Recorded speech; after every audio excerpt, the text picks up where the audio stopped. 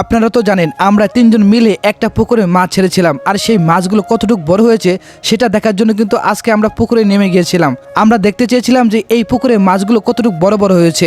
মাঝখানে একবার মাছগুলো আমরা তুলেছিলাম, সেই সময় আমরা দেখেছিলাম যে মাছগুলো তেমন একটা বড় হয়নি। তাই আজকে আমরা আবার সেই পুকুরে নামলাম, দেখতে চাচ্ছিলাম যে মাছগুলো কেমন বড় হয়েছে। আসসালামু আলাইকুম। আমি আগে একটা ভিডিওতে আপনাদেরকে বলেছিলাম যে আমরা তিনজনে মিলে একটা পুকুরে মাছ চাষ করেছি শুধু খাওয়ার জন্য। তাই আজকে আমরা দেখতে চাচ্ছিলাম যে সেই মাছগুলো কতটুকু বড় হয়েছে। তাই আমি আর মামা জাল নিয়ে চলে আসলাম পুকুরে। আমরা চাচ্ছিলাম যে মাছগুলো তুলে দেখব যে মাছগুলো কতটুকু বড় হয়েছে, কিন্তু আমরা কোথাও কোনো মাছের সারা শব্দ পাচ্ছিলাম না।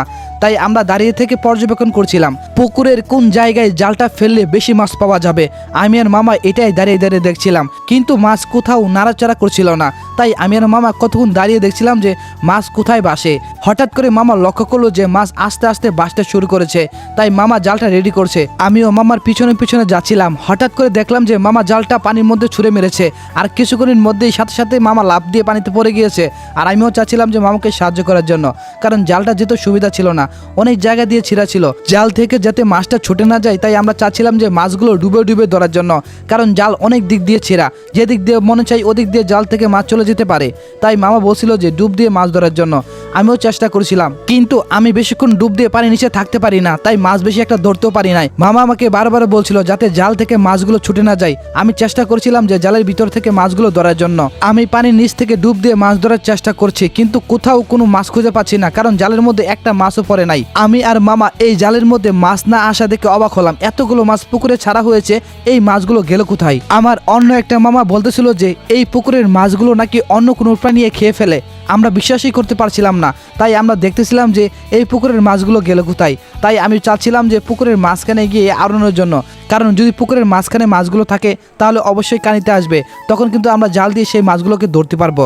মাছ ধরার কথা বাদ দিয়ে এখন একটু আমার কথা বলি। অনেক দিন পরে যখন পুকুরে নেমে গোসল করতেছিলাম তখন কিন্তু অন্যরকম একটা ভালো লাগতেছিল, কারণ যেই তো বাজারে গিয়েছিলাম প্রচণ্ড গরমও পড়েছে। তাই এই সময় যদি একটু গোসল করা যায় তখন কিন্তু ভালোই লাগে। তাই মামার সাথে যখন মাছ ধরতে পুকুরে নেমেছি এই চান্সে আমি গোসলও করে ফেলেছি। যাই হোক, আমরা অবশেষে এই মাছগুলো পেয়েছি।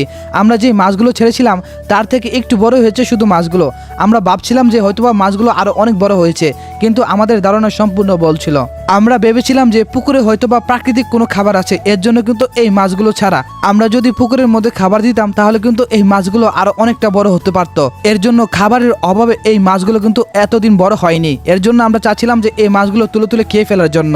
যেই তো সামনে বর্ষাকাল, তাই আমরা চাচ্ছিলাম যে বর্ষাকালের আগেই পুকুর থেকে সমস্ত মাছ তুলে ফেলার জন্য, কারণ বর্ষাকাল আসলে পুকুরের সমস্ত সাইড কিন্তু পানি নিচে তলিয়ে যায়। আর আমরা এই পুকুরে মাছ চাষ করেছিলাম শুধু খাবারের জন্য, অন্য কোনো উদ্দেশ্য আমাদের ছিল না।